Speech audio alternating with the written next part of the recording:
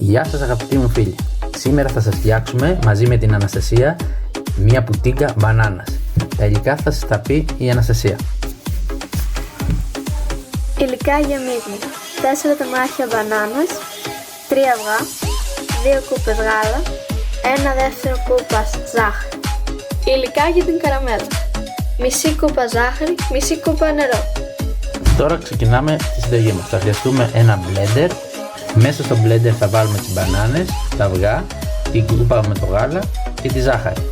Και που το ανακατέψουμε θα βγει σαν μια κρέμα και θα είναι έτοιμο το μείγμα μας να το βάλουμε μέσα στη φόρμα της σιλικόνης. Μέσα σε ένα τηγάνι λοιπόν, για να φτιάξουμε την καραμέλα μας, βάλαμε τη ζάχαρη και εφόσον έλειωσε η ζάχαρη, υγροποιήθηκε η ζάχαρη, ρίξαμε μέσα το νερό και το ανακατέψαμε για να γίνει η καραμέλα μας.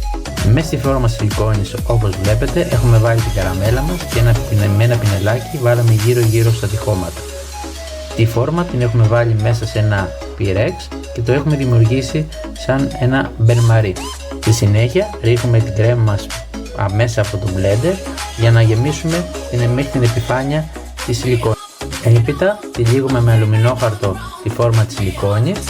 Έχουμε βάλει νερό, όπως είπαμε, μέσα στο πυρέξ για να δημιουργήσουμε το μπεν-μαρί και το βάζουμε στο φούρνο μας και το ψήνουμε για μία ώρα στους 220 βαθμούς. Και μετά από το ψήσιμο θα αφήνουμε λίγο να κρυώσει για να μπορούμε να το ξεφορμάρουμε μέσα από τη φόρμα της σιλικόνης και το αποτέλεσμα θα μας εντυπωσιάζει και οπτικά και γευστικά, με την κρέμα να έχει γίνει σαν μια μαλακή αφράτη πουτίγκα και με το σως από τη καραμέλα να μας απογειώνει τον ουρανισμό.